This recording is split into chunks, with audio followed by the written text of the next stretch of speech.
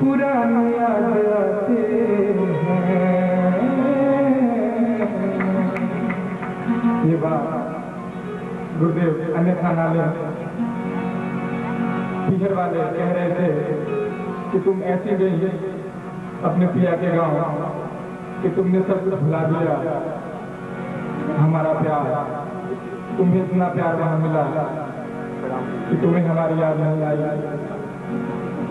उससे माता जी ने पीहर को क्या जवाब दिया कि बाबुल से भी रूठी, सखियों से भी छूटी, बाबुल से भी रूठी, सखियों से भी छूटी।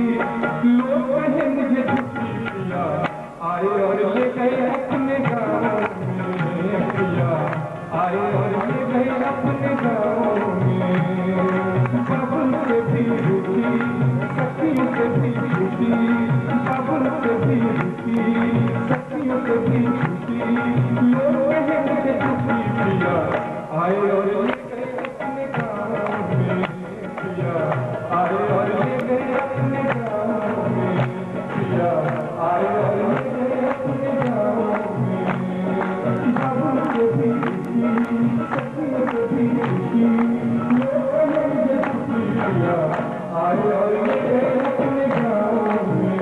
पिया आए और ले गए अपने गाँव में। पिया आए और ले गए अपने गाँव में। पिया आए और ले गए अपने गाँव में।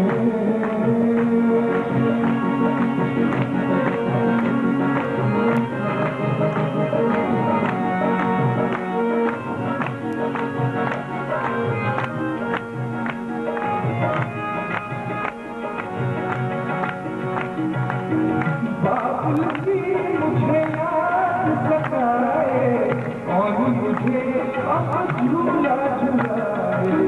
बाबुल की मुझे याद सताए, और मुझे अब झूला झुलाए।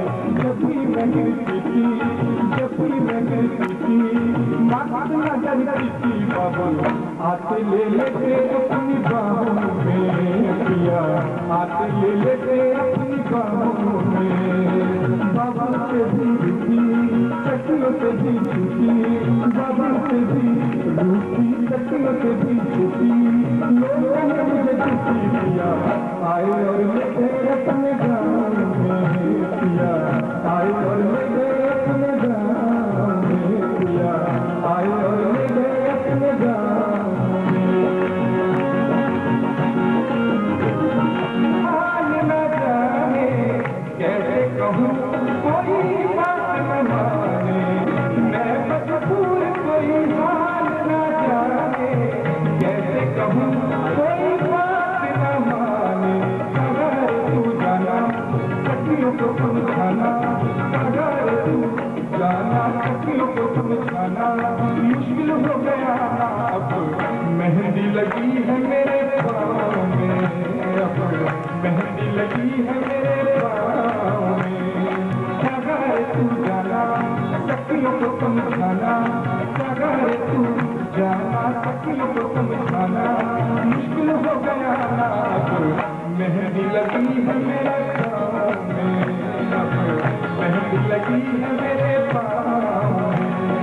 बाबुल से भी रूठी, सखियों से भी छूटी। लोग कहे मुझे झूठी पिया, आए और ले गए अपने गाँव में। पिया आए और ले गए अपने गाँव में। किसी बोली है, किसी गोद में गाई, किसी गोद में गाई, आँख में पढ़ाई। पिया आए और ले गए अपने गाँव में। पिया आए और ले गए अपने गाँव में। जिसकी गोद में गाई, अरे जिसकी गोद में गाई, आँख में पढ़ाई। पिया आए और ले गए अपने गाँव में। पिया आए और ले गए अपने गाँव में। बाबुल से भी रूठी, सखियों से भी छूटी, बाबुल से भी रूठी, सखियों से भी छूटी। लोग कहे मुझे झूठी पिया, आए और ले गए अपने गाँव में। पिया आए और ले गए अपने गाँव में। अगर तू जाना तो सखियों को समझाना, अगर तू जाना को समझाना मुश्किल हो गया ना। मेहंदी लगी है मेरे पाँव में, अब मेहंदी लगी है मेरे पाँव में, अब मेहंदी लगी है मेरे पाँव में, अब मेहंदी लगी है मेरे पाँव में, अब मेहंदी लगी है मेरे पाँव में, अब मेहंदी लगी है मेरे पाँव में।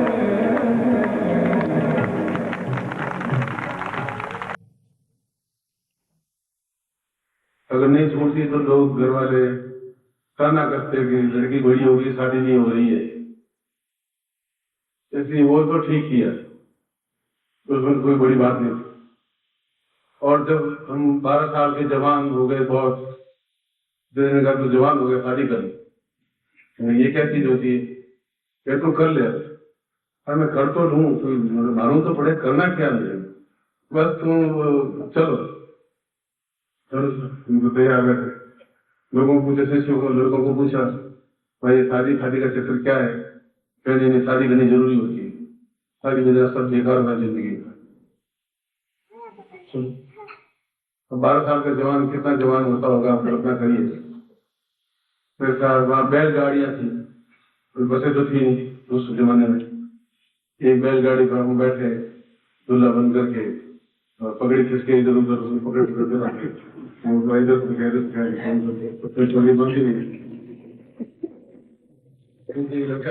पगड़ी ध्यान रखना, पगड़ी गिरेगी तो सत्यानाश हो जाए। मैं शादी करने जा रहा हूँ और शादी करके आऊंगा, और पीछे पकड़ पकड़ के बैठ गए।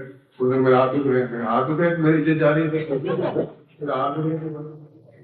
पकड़ इतना लंबा थोड़ा पकड़ बांध दिया, कोई दूल्हा बड़ा दिखे, उसको तिलंगी लगा सकते तिलंगी सोच के बैठे, दूल्हा है मतलब बोल तो बैठे सकते। 8-10 किलोमीटर दूर थे ससुराल। उस जमाने में सब लड़कियां, वो सालियां वगैरह, क्योंकि उस घर की, उस गांव की सारी लड़कियां सहेलियां होती हैं, मतलब सालियां होती हैं, और साली आधी घर वाली होती है। एक घर वाली तो होती है, बाकी जितनी लड़की होती है पूरे गांव की, वो आधी घर वाली होती है। जब भी आधा पैसा चुका दो अपना ले चलो, ऐसी बात। वो सब छत पे उठ के देख रहे थे, हम लोग बैलगाड़ी में बैठे हुए चल रहे थे, इधर ताक रहे थे, इधर ताक रहे थे। तूफान भयंकर, वो कहाँ है? तो हमने चेहरा देखा ही नहीं। शादी के खैर फेरे खाए, अग्नि के 4 फेरे खाते हैं, और उन्होंने कहा कि तो ध्यान रखना, वो पंडित कहता है ध्यान रखना। पंडित को मंत्र सही आवे नहीं, वो अनसंत बोले, मुंह से कहा जावे नहीं कि मुंह से ज्यादा पढ़ा लिखा। अब वो मामला टसल, 1-2 मंत्र तो सुने, मेरी शादी से तो जिंदगी में लड़ाई झगड़ा होगा। मंत्र ही सही नहीं है, देवता कहाँ से आए? मेरी विद्या दर्जी आप बैठ जाए, मैं शादी खुद ही करूंगी। क्यों आपको गड़बड़ कुछ नहीं होगी, अब मुझे आप करने दीजिए। ऐसा कभी होता नहीं होता, वही मुझे करना है, होता है वो तो करना ही नहीं। शादी मैं ही मंत्र बोलता, मेरा दुल्हा हाथ में जल ले, फिर हाथ में जल ले, और मंत्र पड़े, और दुल्हन के हाथ में जल दे, हाथ में जल, और फिर वो ऐसा करे। पूरी शादी मैंने कंप्लीट करवाई। इधर गाँव वालों के साथ ये पहली बार ऐसा हो रहा है, बस ये लास्ट बार मेरे ऐसा होगा। उसके बाद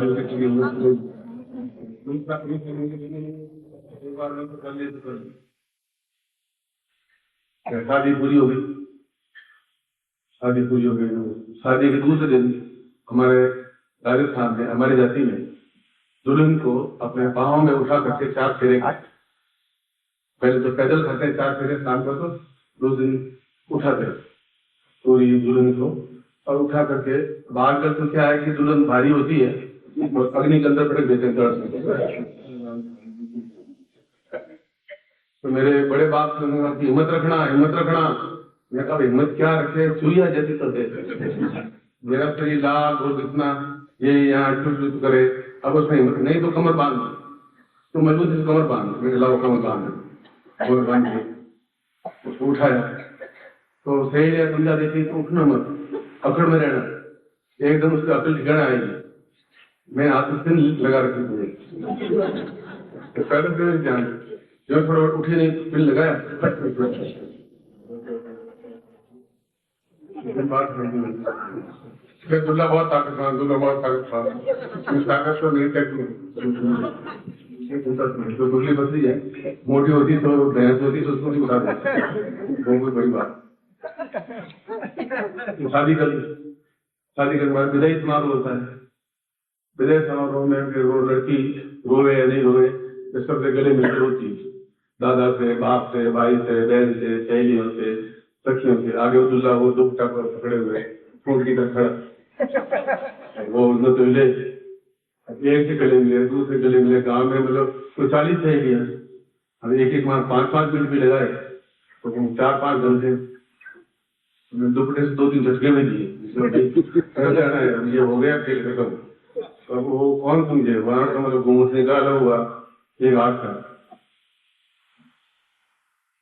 फिर दादी ससुर आए, लास्ट में दादी ससुर, तो वो सभी भेंट देते हैं, कोई रुपया, कोई सोने का सिक्का, कोई जैसे ऐसे होती है वो देते हैं।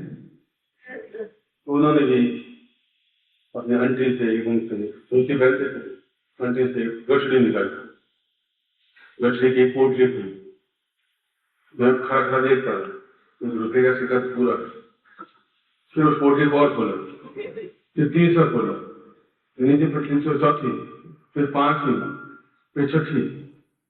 अब मैंने कहा खोलते खोलते कहीं इसके अंदर है भी तो नहीं है तो खोल दी है इसने।